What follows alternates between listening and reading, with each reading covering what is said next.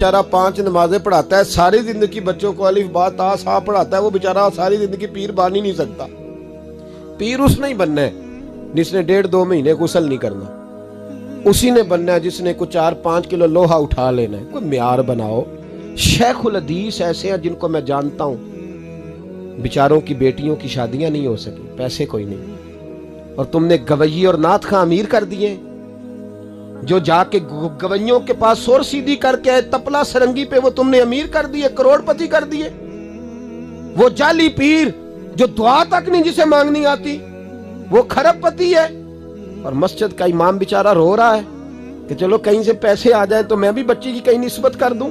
मेरे अपने शहर की बात है, एक बड़ा कीमती बच्चा जामिया निजामी में पढ़ता था, उसके वालिद साहब आलिम थे, और बच्चा मेरे साथ बड़ी मोहब्बत थी। छोड़ छाड़ के वो बच्चा कहने लगा मैं साउथ कोरिया जा रहा हूं, मैंने नहीं पढ़ना। दूसरे तीसरे साल से छोड़ गया। उसके अब्बा ने मुझे फोन किया कि आपसे बड़ी अकीदत रखता है, आप इसको समझाएं। मैंने फोन किया, मैंने कहा बेटा तू पढ़। कहने लगा हजरत साहब अब्बा जी 35 साल मस्जिद में रहे हैं, मेरी बहनें इस तरह की हैं कि शायद कभी गैर महरम को मेरी बहनों ने भी ना देखा हो। तीनों की तीनों कुरान की हाफिजा हैं, फाजिल अरबी अदीब अरबी किया, सारा दिन कुरान पढ़ती हैं।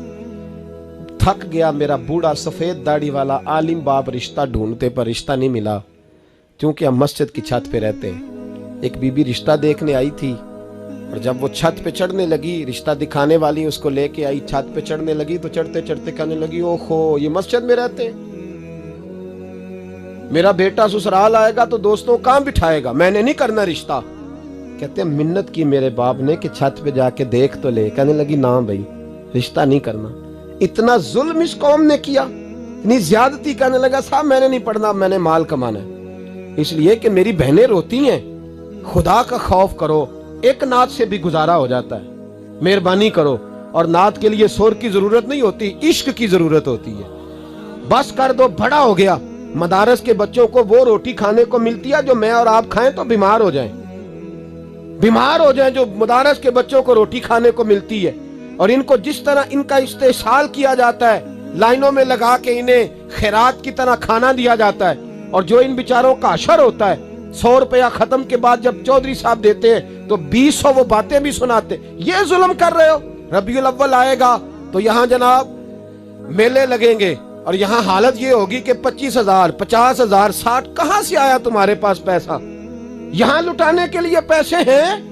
और मस्जिद का इमाम मिन्नत करे 6 साल के बाद भी कि 2,000 बढ़ा दो, तो कहते कारी साहब इतने पैसे नहीं जमा होते। ये पैसा कहां से आता है? खुदा का वास्ता, ये भी मेरे आला हजरत का पैगाम है, इसको भी सुनो। आला हजरत से जब कहा गया ना, हमारे तो अल्लाह खैर करे नाथ खां और मैं वो कोई पैसे फेंकने आते हैं महफिल में तो मना करता हूँ। क्यों? इसलिए कि जब दथियों वाले पैसे लेके आते हैं ना मस्जिदों में और महफिलों में, तो फ्रंट सीटें फिर दथियों वालों के हाथों में होती है। गरीब महफिल मिलाद में भी छुप के बैठता है पीछे, और नाथ खां भी याद कर लेता है कि ज्यादा नोट किसने पकड़े हुए, ज्यादा नोट किसके हाथ में। वो फिर कहता है हाजी साहब है शेर तुहाडी नजर जे। मैं क्या बदबख्ता, नबी पाक दे नाम दा शेर भी बंदे दी नजर हो सकता है, जिसमें हुजूर की तारीफ हो रही हो, बंदे की नजर किस तरह होगी? शर्म करो, डरो अल्लाह ताला। सिर्फ दौलत की खातर ये भी फिक्र रजा है, करूं मद है अहले दुवल रजा, मैं करूं मद है अहले दुवल रजा, पड़े इस बला में मेरी भला, मैं गदा हूं अपने करीम।